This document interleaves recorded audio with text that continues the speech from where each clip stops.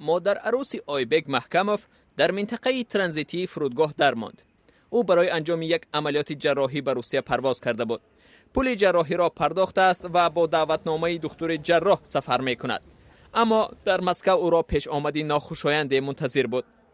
آیبک می گوید مادر عروسش بار اول روسیه می آید و امکان ندارد که ورود او به مرز روسیه منع شده باشد.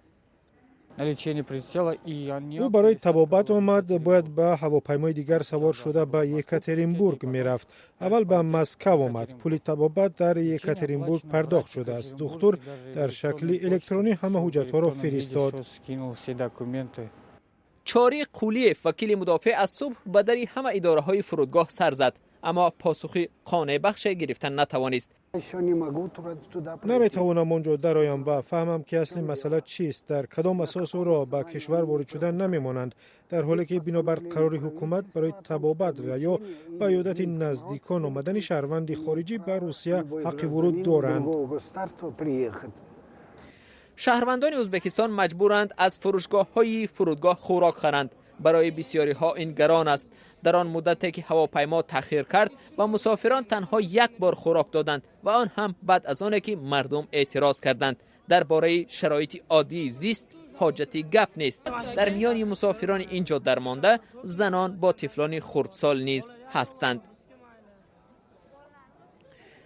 ما به دفتر مطبوعات فرودگاه مراجعت کردیم و پرسیدیم که از این وضعیتی به عمل آمده خبر دارند و آیا به شهروندان ازبکستان یگان یاری رسانیده می شود. آنها در این باره چیزی نمی دانند و ما را به دیگر اداره ها روان کردند. حامی حقوق بهرام همرایف بر این نظر است که نگاه داشتن شهروندان ازبکستان با سیاست آلوده است و همین گونه کرملین به تاشکند پیام می‌فرستد. حقوق شناس سبب دیگری را در میان نمی بیند. حجت‌های مسافران همگی درست هستند. آنها را به سببی روشن اینجا نگاه می‌دارند. احتمال این یک نوع جزا نسبت ازبکستان است، اما آشکارا در این باره نمیگویند. اما همه این در آستانه سال نو است و آدمان برای سفر بسیار پول خرج کردند. ازبکستانی ها برای وارد شدن به روسیه موفق نشدند.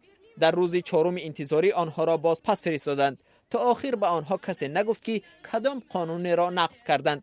حامیان حقوق میگویند مسافران نیت دارند به دادگاه مراجعت کرده و جبرانی معنوی طلب کنند.